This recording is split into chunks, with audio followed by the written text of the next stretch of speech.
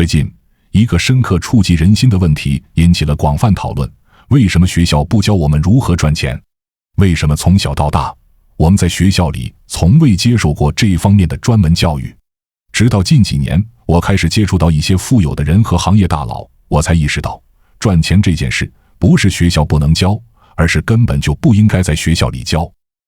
有个阴谋论式的回答是这样的：这个社会是遵循28原则的，而社会的规则是20%的人制定的，他们是不愿意让剩下的80%都学会赚钱的。学校培养的恰恰就是公司的某个岗位需要的技能，这样才能确保他们的利益永远稳固，贫富差距越拉越大，让后来人永远跟不上。初听之下，这个带有阴谋论的观点确实有点道理，可是细究之下，根本就不是这么回事的。我们太多人被阴谋论答案洗脑，以至于丧失了最基本的辨别能力。理性上来说，这个回答非常片面，里面存在着很多常识性的错误，在此我们就一一拆解开来。一、国家层面和个人发展。站在国家层面，商人只能富国，但是不能强国。学校里边教什么，整体上是由国家的规划制定的。国家想的肯定是怎样确保祖国繁荣昌盛，而繁荣昌盛的基础则是国民整体素质的提高以及人才的储备。假如学校开始教育大家怎么赚钱，那么学生们是不是就会选择性的抛弃专业性的知识体系构建？每一年大学毕业，大学都向这个社会输送800多万的商人。这个时候，大学毕业生之间可能会存在极为惨烈的市场竞争，而反观另一面，一些优质的企业会存在招工难的问题。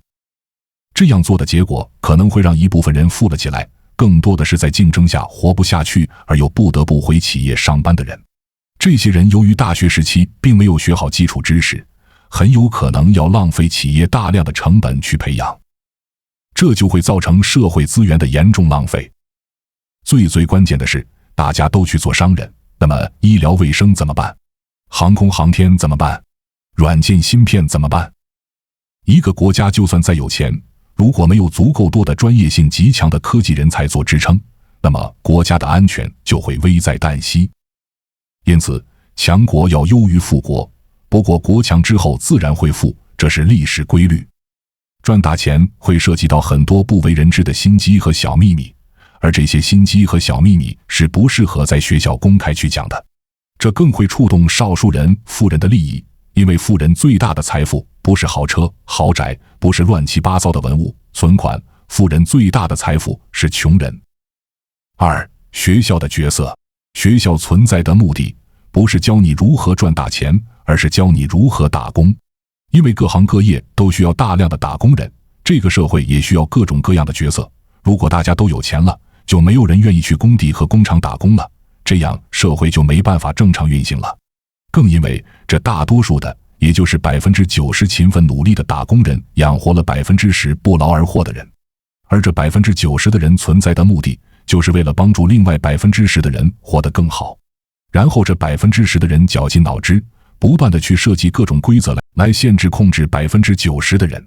或许你认为各个商业大老大都是名校毕业的，但是他们能考上名校，说明他们本身就智商高，而不是他们考上大学之后智商才变高的。所以这个世界的真相是，富人的财富都来自于穷人的劳动，穷人越努力，富人就越富有，这才是所谓的勤劳富。如果政府不人为的去干预，那么只是贫富分化会越来越严重，社会会越来越不公平，所以不能先富带动后富。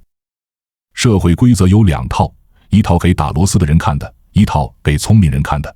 守规矩的人安安稳稳的穷，不守规则的人富得满嘴流油。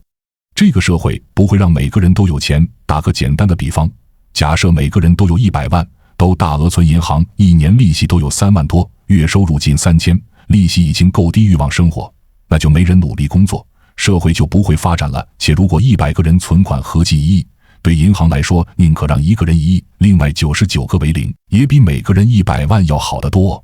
因为100个人拿着100万存银行，银行是亏本的。但是如果1亿的那个人存银行，银行可以把这1亿贷款给剩下的99个穷人，那么银行就有得赚，富人也有得赚。这个世界上确实有很多捷径，想脚踏实地也没错，人间正道是沧桑。但是你要明白，想脚踏实地走向成功是非常难的。有钱的人为什么很少埋怨社会？大概是因为有钱的人，他们的第一桶金或多或少都有血腥的味道。所以这个社会打工的人多，做生意的相对来说就少得多了。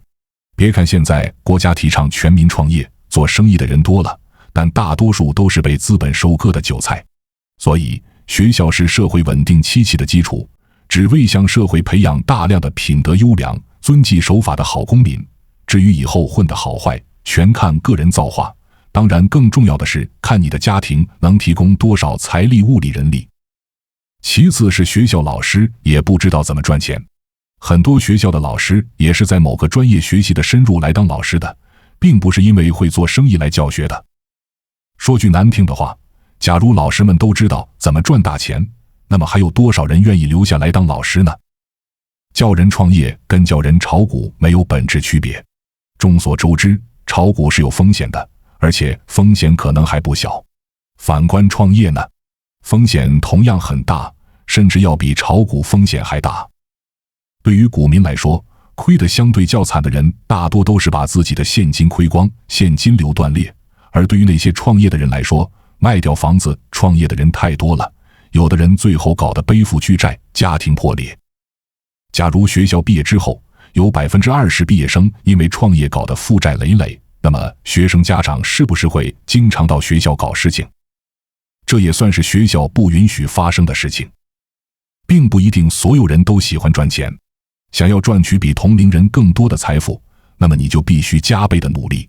可是对于有些本来家庭条件就很好的人，人家不愿意那么努力啊，更愿意好好学习专业课知识，做一个为了梦想奋斗的人。在当下这个时代谈梦想的确挺奢侈的，不过依然会有数不清的人奔走在实现梦想的路上。我们无法要求所有人一起学习怎么赚钱，而更应该是一门选修课。3. 赚钱的真相。一般来说，大学毕业后的人，无论是名校还是一般的大学，都可分为3类。第一类是在企业里做到小中层的，薪资大概是刚毕业时的3到5倍，生活比较滋润，今天看电影吃西餐，明天出国旅行，偶尔也会买大牌包包作为对自己的奖励。但是这样的生活以不买房为前提，一买房就崩溃。如果买房以后再发生点意外，无异于雪上加霜。我有个同学在2010年左右在银行工作，那时的银行还是蛮好的，人人都向往，1年多就做到月薪2万，加上老公的收入，每个月有3万多，养娃再还贷，日子虽然不宽裕，但是还算过得去。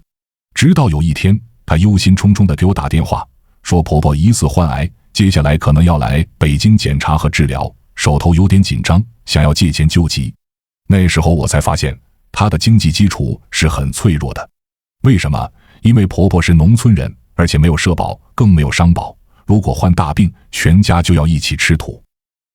第2类同学比第1类还要差点，也混了几年，觉得不喜欢自己的工作，或者是没耐心，30岁之前换了好几份工作，现在仍然在公司金字塔结构的最底层。为了多赚钱，有些干脆放弃了原本看似体面的职位，一直尝试往新行业里钻，有些甚至换到了销售类岗位等。第3类是实现了财务自由的。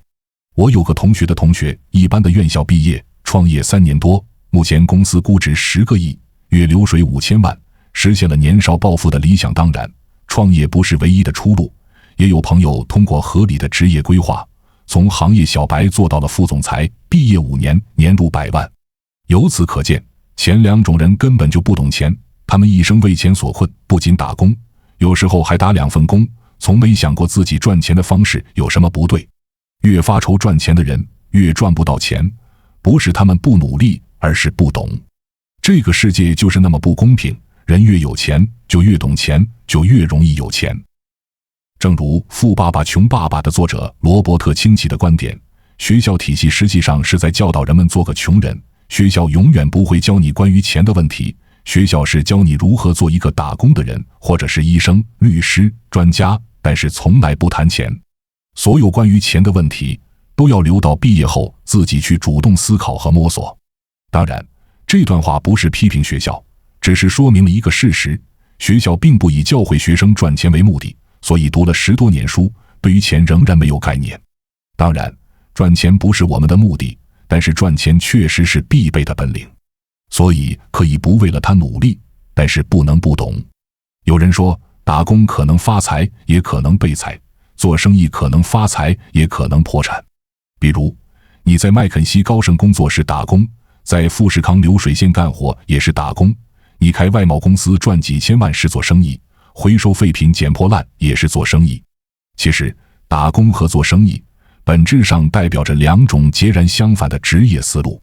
比如，打工是应试思维的延续，是接受教育的直接目的。无论你学历多高，做什么工作，去哪里工作，你要做的就是扮演好一个体系内的螺丝钉角色，把自己手头和上司交代的任务完成到差不多。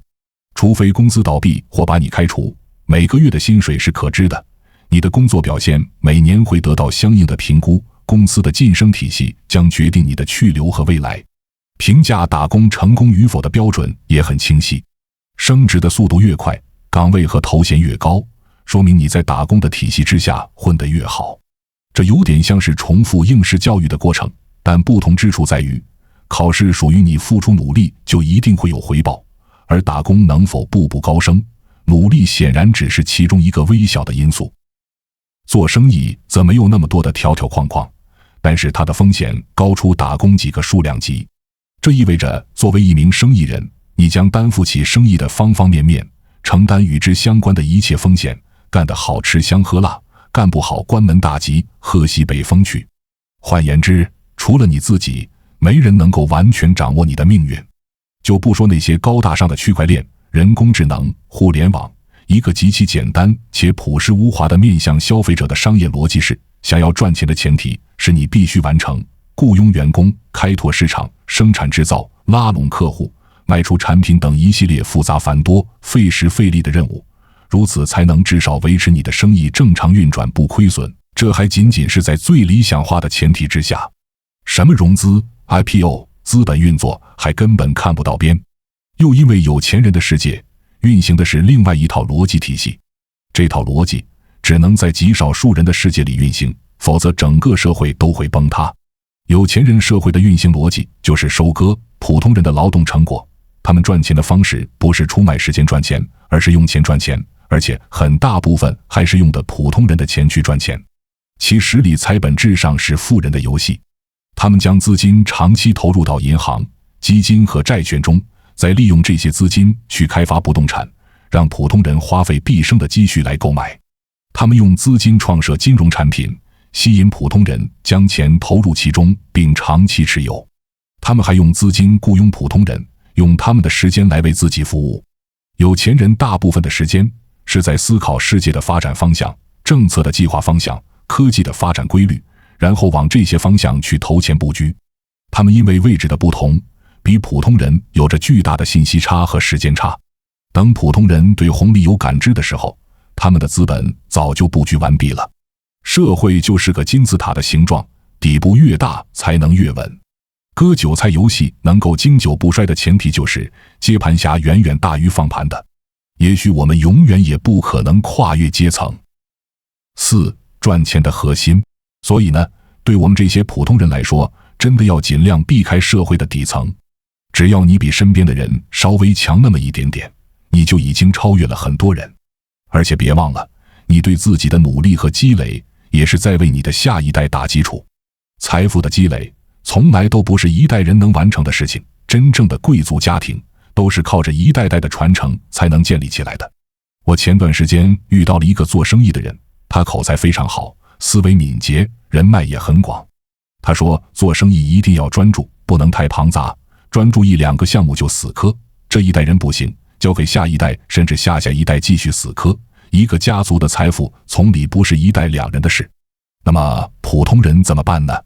他们身上可以从富人身上复制以下思维： 1. 认知提升，尽力去看到富人的思维和我们的区别，看到才能得到，你赚不到认知以外的钱。2.